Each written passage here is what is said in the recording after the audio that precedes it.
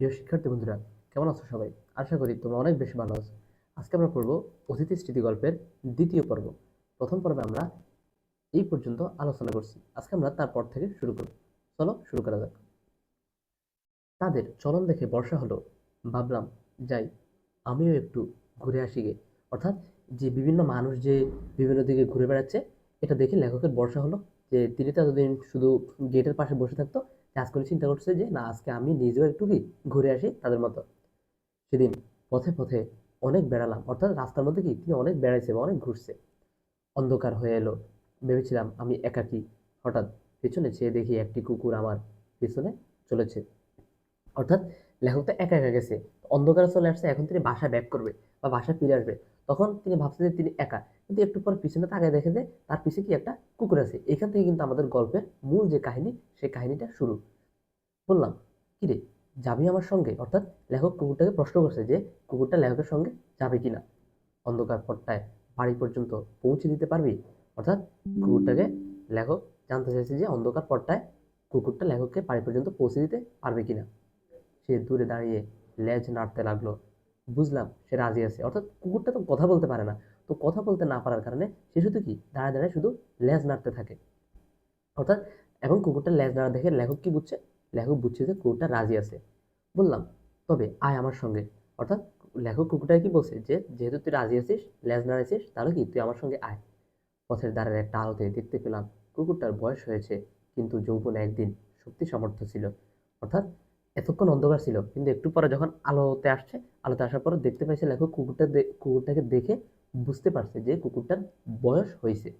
যৌবনে কি ছিল? একদিন শক্তি সামর্থ্য ছিল। মানে আমরা কি জানি যে যৌবনকালে কি সবার একটা কি শক্তি থাকে, সামর্থ্য থাকে, কিন্তু বৃদ্ধ হইলে সেটাকে আস্তে আস্তে কমতে থাকে। তাকে অনেক কিছু প্রশ্ন করতে করতে বাড়ির সম্মুখে, সম্মুখে মানে কি, সম্মুখে মানে হচ্ছে সামনে, অর্থাৎ কুকুরটাকে প্রশ্ন করতে করতে লেখক কি বাড়ির একদম সামনে এসে পড়ছে। গেট খুলে দিয়ে ডাকলাম, ভেতরে আয়। গেট খুলে দিয়ে কি বললো, যে কুকুরটাকে বললো যে ভিতরে আয়, আজ তুই আমার অতিথি। অতিথি মানে কি? অতিথি মানে হচ্ছে মেহমান। এই কুকুরটাই কিন্তু আমাদের গল্পটার নাম যে অতিথির স্মৃতি, এই কুকুরটাই কিন্তু এই গল্পের অতিথি। সে বাইরে দাঁড়িয়ে লেজ নাড়তে লাগলো। কিছুতে ভেতরে ঢোকার বর্ষা পেল না। কুকুরটা কি বাইরে দাঁড়াই লেজ নাড়তে লাগছে, কারণ সে কথা বলতে পারে না। কিন্তু ভেতরে ঢোকার বর্ষা পেল না। বর্ষা মানে কি? বর্ষা মানে হচ্ছে সাহস পেল না। কেন? কারণ কারোর সঙ্গে একদিনের পরিচয় আমরা কিন্তু কোনো মানুষকে খুব বেশি একটা বিশ্বাস করতে পারি না। যেহেতু লেখকের সাথে কুকুরের পরিচয় ছিল মাত্র একদিনের, এজন্য কি কুকুরটা ভেতরে ঢোকার সাহস পেল না। আলো নিয়ে চাকর এসে উপস্থিত হলো। গেট বন্ধ করে দিতে চাইলো। বললাম, না, খোলাই থাক। অর্থাৎ আলো নিয়ে ঘরের যে চাকর, সে চাকর কি আলো নিয়ে উপস্থিত হয়েছে কেন? বাড়ির যে চাকর তিনি উপস্থিত হয়েছে গেট বন্ধ করে দিবে এই জন্য। তো লেখক কি বলছে যে না, খোলা থাকতে। কেন? কারণ কুকুরটা ভিতরে আসলেও আসতে পারে। যদি আসে তাহলে কি তাকে যাতে খেতে দেয়। ঘন্টাখানেক, ঘন্টাখানেক মানে মানে কি? ঘন্টাখানেক মানে হচ্ছে 1 ঘন্টা। 1 ঘন্টা করে, 1 ঘন্টা পরে খোঁজ নিয়ে জানলাম সে আসেনি। তাহলে 1 ঘন্টা পরে খোঁজ নিয়ে লেখক কি জানতে পারছে? 1 ঘন্টা পরে খোঁজ, 1 ঘন্টা পর লেখক খোঁজ নিয়ে জানতে পারছে কুকুরটা আসে নাই, সে কোথায় চলে গেছে। পরদিন সকালে বাইরে এসে দেখি গেটের বাইরে দাঁড়িয়ে আমার সেই কালকের অতিথি। অর্থাৎ পরদিন সকালে কিন্তু সেই কুকুরটা কিন্তু গেটের বাইরে দাঁড়ায় ছিল। বললাম, কাল তোকে খেতে নেমন্তন্ন করলাম। এলি নাকি? নেমন্তন্ন মানে কি? নেমন্তন্ন মানে হচ্ছে কাউকে দাওয়াত করা বা ইনভাইট করা অথবা আমন্ত্রণ করা। তো লেখক কুকুরটাকে প্রশ্ন করতেছে যে তোকে আমি কালকে বললাম ভিতরে আসার জন্য, তুই কেন আসলি না? জবাবে সে মুখ পানে, মুখ পানে মানে কি? মুখ পানে মানে হচ্ছে মুখের দিকে। সে তেমনি লেজ নাড়তে লাগলো। তেমনি মানে আগের মতো, এখানে তেমনি মানে বোঝাচ্ছে আগের মতো লেজ নাড়তে লাগলো। কারণ কি? কুকুরটা কথা বলতে, কারণ কুকুর তার মানুষের মতো কথা বলতে পারে না। বললাম, আজ তুই খেয়ে যাবি, না খেয়ে যাস নি, বুঝলি? অর্থাৎ লেখক কি বলতেছে যে আজ তুই খেয়ে যাবি, কালকের মতো না খেয়ে চলে যাস নি। প্রত্যুত্তরে, প্রত্যুত্তরে মানে কি? মানে লেখক যে প্রশ্ন করছে সেটার উত্তরে বা প্রতি উত্তরে। প্রত্যুত্তরে মানে হচ্ছে প্রতি উত্তরে সে শুধু ঘন ঘন, ঘন ঘন মানে কি? ঘন ঘন মানে হচ্ছে বারবার লেজ নাড়লো। অর্থবোধে এই যে সত্যি বলছো তো? অর্থাৎ যখন লেখক বলছে যে তুই খেয়ে যাবি, তখন লেখক কুকুরের লেজ নাড়ানো দেখে লেখক এটাই বুঝতে পারছে যে হয়তো লেজ নেড়ে কুকুর এটাই বোঝাচ্ছে যে তুমি কি সত্যি বলছো আমাকে খেয়ে যাওয়ার জন্য। কারণ কি? কারণ আমরা মানুষজন সাধারণত কুকুর, কুকুর বিড়াল এদের কি সাধারণত খাবার দিই না, এই জন্য হয়তো লেখক মনে করছে যে কুকুরটা বিশ্বাসই করতে পারতেছে না যে লেখক তাকে খেয়ে দেওয়ার জন্য বলছে। রাত্রে চাকর এসে জানালো সেই কুকুরটা এসে আজ বাইরের বারান্দায় নিচে উঠানে বসে আছে। দেখো, প্রথম দিন কিন্তু কুকুরটা আসে নাই, কিন্তু পরের দিন কিন্তু কুকুরটা আসছে, কারণ আস্তে আস্তে সে কি লেখকের কাছে বিশ্বস্ত হয়ে উঠছে। বামুন ঠাকুরকে ডেকে বলে দিলাম, ও আমার অতিথি, ওকে পেট ভরে খেতে দিও। আচ্ছা, বামুন ঠাকুর মানে কি? বামুন ঠাকুর মানে হচ্ছে ওই লোক যে রান্নাবান্নার দায়িত্বে থাকে, অর্থাৎ ওই বাড়ির যে রান্নাবান্নার দায়িত্ব ছিল তাকে বলা হয় বামুন ঠাকুর। ডেকে বলে দিলাম, কি বলেছে, যে কুকুরটা আমার অতিথি, ওকে কি পেট ভরে খেতে দেওয়ার জন্য। পরের দিন খবর পেলাম অতিথি যায়নি। যায়নি মানে কি? মানে বাড়ি থেকে যায়নি, সে বাড়ির মধ্যেই আছে। আতিথ্যের মর্যাদা লঙ্ঘন করে সে আরামে নিশ্চিন্ত হয়ে বসে আছে। বললাম, তা হোক, ওকে তোমরা খেতে দিও। আচ্ছা, আতিথ্যের মর্যাদা মানে কি? অতিথি মানে তো মেহমান, এটা তো বুঝোই। আতিথ্যের মর্যাদা লঙ্ঘন মানে এটা বোঝায় যে মেহমানরা যদি আমাদের বাড়িতে আসে তাহলে স্বাভাবিকভাবে কি তারা একদিন বা দুদিন থাকবে, থেকে এরপর কি চলে যাবে। কারণ কি মেহমানকে অনেক বেশি থাকে না। তো এখানে এটাই বলছে যে কুকুরটা, মেহমান যদি বেশি থাকে, বেশি দিন থাকে কোনো বাড়িতে, তাহলে কি মেহমানের মর্যাদা বা দামটা কমে যায়। তো এখানে এটাই বলছে যে কুকুরটা কি আতিথ্যের মর্যাদা লঙ্ঘন করছে, কারণ কি সে বাড়ি থেকে যায় না। এটা লেখক মজা করেই বলছে যে আতিথ্যের মর্যাদা লঙ্ঘন করে সে আরামে নিশ্চিন্ত হয়ে বসে আছে। নিশ্চিন্ত মানে কি? মানে কোনো টেনশন ছাড়া কোথায় বসে আছে? বারান্দার নিচে। এরপর লেখক বলছে যে যাই হোক, সে যাক আর না যাক, তাই কি কুকুরটাকে তোমরা খেতে দিও। আমি জানতাম প্রত্যহ, প্রত্যহ মানে কি? প্রত্যহ মানে হচ্ছে প্রত্যেকদিন। খাবার তো অনেক ফেলা যায়, এতে কারো আপত্তি হবে না। এই যে এটা 9 নম্বরের প্রশ্নের জন্য ইম্পর্টেন্ট, যে আদিত্যের মর্যাদা লঙ্ঘন মানে কি বুঝেছে, এটা আশা করতেছি এটা তোমরা বুঝতে পারছো। আচ্ছা, যেহেতু খাবার অনেক বেঁচে যায়, তাহলে লেখক চিন্তা করছে যে কি এতে কারো আপত্তি হবে না, যাতে কুকুরটাকে খাইতে দিলে কারো কি আপত্তি বা কি কোনো কেউ কিছু মনে করবে না। কিন্তু আপত্তি ছিল, এবং অত্যন্ত গুরুতর আপত্তি। অর্থাৎ কারো কি আপত্তি ছিল কিসে? কুকুরটাকে খাওয়া দেওয়ার ব্যাপারে।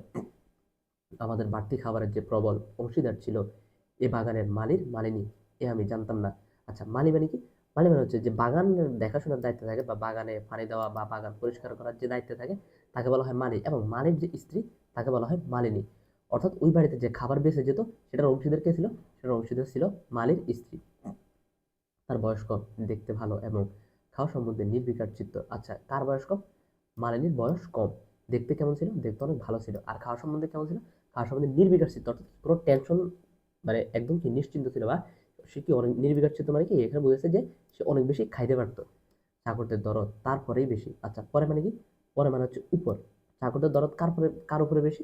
চাকরদের দরদ যে মালিনী বা মালিবের উপরে একটু বেশি ছিল। কেন কেন? কারণ সে দেখতে ভালো ছিল, বয়সও কম ছিল। অতএব আমার অতিথি করে উপবাস। উপবাস মানে কি? উপবাস মানে হচ্ছে না খেয়ে থাকা। আর অতিথি মানে তো বুঝছে, কুকুরটাকে বোঝানো হয়েছে যে মালির বউ যে খাবার নিয়ে যেত, জন্য কুকুরটা কি না খেয়ে থাকতে হইতো। বিকালে পথের ধারে গিয়ে বসি, দেখি অতিথি আগে থেকেই বসে আছে ধুলোয়। অর্থাৎ লেখক যেহেতু বিকেলে পথের ধারে বসতো বা রাস্তার ধারে বসতো, সেখানে কুকুরটা আগে থেকে গিয়ে বসে থাকতো লেখককে সঙ্গ দেওয়ার জন্য। বেড়াতে বার হলে সে হয় পথের সঙ্গী। জিজ্ঞেস করি, হা অতিথি, আজ মাংস রান্নাটা কেমন হয়েছিল রে? হাড়গুলো চিবোতে লাগলে কেমন? সে জবাব দেয় লেজ নেড়ে। সে কি জবাব দেয়? লেজ নেড়ে। কেন? কারণ কুকুরটা কথা বলতে পারে না। মনে করি মাংসটা তাহলে ওর ভালোই লেগেছে। অর্থাৎ যখন সে লেজ নেড়ে জবাব দেয়, তখন লেখক মনে মনে এটাই ধরে নেয় যে হয়তো কুকুরটার মাংস রান্না কি অনেক বেশি পছন্দ হয়েছে বা ভালো লাগছে। জানি না যে মালের বউ তারা মেরে ধরে বার করে দিয়েছে, বাগানের মধ্যে ঢুকতে দেয় না, তাই ও সম্মুখের পথের ধারে বসে কাটায়। সম্মুখ মানে কি? সম্মুখ মানে হচ্ছে সামনে, আর পথ মানে তো জানে রাস্তা। সেই রাস্তার সামনে বসে কাটায়। আমার চাকরদেরও তাতে সায় ছিল। সায় ছিল মানে কি? মানে হচ্ছে তাদের কি অনুমতি ছিল। অর্থাৎ সেই কুকুরটাকে যে মালের বউ বা মালিনী মেরে ধরে বের করে দিয়েছে, এতে কি, এতে চাকররা কি তাতে অনুমতি দিছে। কাকে? মালিনীকে। অর্থাৎ চাকররাও চাচ্ছে না কুকুরটা যাতে বাড়ির ভিতরে থাকুক।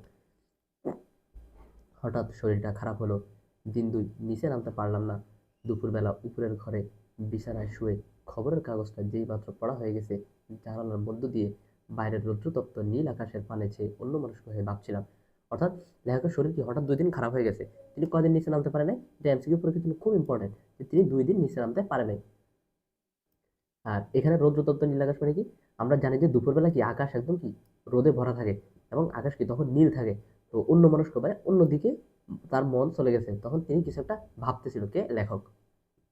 সহসা, সহসা মানে কি? সহসা মানে হচ্ছে হঠাৎ করে। সহসা খোলা দৌড় দিয়ে সিঁড়ির উপর ছায়া পড়লো কুকুরের। মুখ বাড়িয়ে দেখি অতিথি দাঁড়িয়ে লেজ নাড়ছে। অর্থাৎ কি লেখক যেহেতু দিন দুদিন নিচে নামে নাই, কুকুরটা কি লেখককে দেখতে পায় নাই। তো এই সুযোগে কুকুরটা কি একদম লেখকের ঘরের মধ্যে চলে আসছে, যেহেতু সে লেখককে 2 দিন দেখে নাই।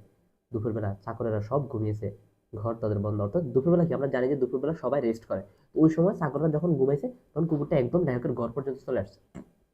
এই সুযোগে লুকিয়ে সে একেবারে আমার ঘরের সামনে এসে হাজির।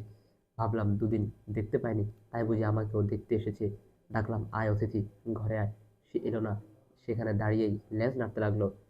জিজ্ঞেস করলাম, খাওয়া হয়েছে তোরে? কি খেলি আজ? অর্থাৎ লেখক কুকুরটা জিজ্ঞেস করছে যে আজকে তুই কি খেয়েছিস।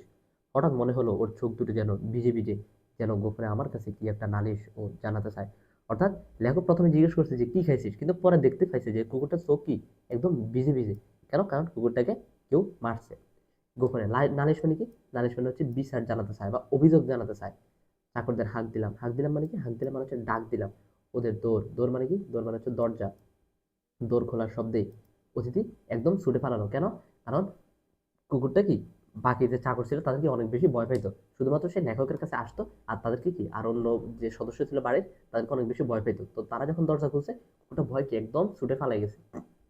জিজ্ঞেস করলাম, হারে, কুকুরটাকে আজ খেতে দিয়েছিস? আজ্ঞে না। এটা কে বললো? এটা বললো চাকর। আর এই লাইনটা কে বলছে? এই লাইনটা বলছে আমাদের লেখক শরৎচন্দ্র চট্টোপাধ্যায়। মালিবউ ওরে তাড়িয়ে দিয়েছে যে, অর্থাৎ চাকর বলতেছে কি মালিবউ কুকুরটাকে তাড়িয়ে দিয়েছে। আজ তো অনেক খাবার বেঁচেছে, সেসব হলো কি?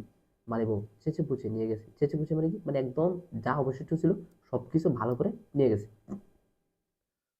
আমার অতিথিকে ডেকে আনা হলো। আবার সে বারান্দায় নিচে উঠোনের ধুলায় পরম নিশ্চিন্তে স্থান করে নিল। অর্থাৎ লেখককে আবার কুকুরটাকে ডেকে আনছে এবং তাই কি বারান্দায় জায়গা করে দিছে এবং ধুলায় কি পরম নিশ্চিন্তে মানে কি একদম চিন্তা ছাড়া স্থান করে নিছে। এরপর দেখো, মালি বইয়ের ভয়টা তার গেছে। অর্থাৎ মালি বউকে যে সে ভয় পেত, সে ভয়টা তার চলে গেছে। কেন? কারণ লেখক তাকে কি আবার ডেকে আনছে। বেলা যায়, বিকেল হলে উপরের বারান্দা থেকে দেখি অতিথি এইদিকে চেয়ে প্রস্তুত হয়ে দাঁড়িয়ে। কোন দিকে? লেখকের ঘরের দিকে। এদিকে মানে কি? এদিকে মানে হচ্ছে লেখকের ঘরের দিকে। কেন বিকেল হলে সে চেয়ে থাকে? কারণ প্রত্যেকদিন বিকেলবেলা লেখক পথের ধারে রাস্তায় বসে বসে সময় কাটায় কুকুরটার সঙ্গে। এজন্য যখন বিকাল হয় তখন কুকুরটা কি লেখকের সাথে ঘুরবার জন্য বা পথের ধারে রাস্তায় লেখকের সাথে আড্ডা দেওয়ার জন্য কি সে একদম প্রস্তুত হয়ে দাঁড়ায় থাকে। বেড়াতে যাওয়ার সময় হলো যে, অর্থাৎ বিকেলবেলা কি বেড়াতে যাওয়ার সময় হয়, আর এই জন্য কুকুরটা কি আগে থেকেই প্রস্তুতি নিয়ে থাকে এবং লেখকের ঘরের দিকে তাকাই থাকে। এদিকে মানে কি? এদিকে মানে হচ্ছে লেখকের ঘরের দিকে বা তার রুমের দিকে। তো আশা করতেছি এই পর্যন্ত তোমরা বুঝতে পারছো। পরবর্তী ক্লাসে আমরা গল্পের বাকি অংশ শেষ করবো এবং একই সাথে শব্দার্থ, টিকা, পাঠ পরিচিতি এবং লেখক পরিচিতি সম্পর্কে আলোচনা করবো। তো আজকের ক্লাসটা এই পর্যন্তই। আল্লাহ হাফেজ সবাইকে।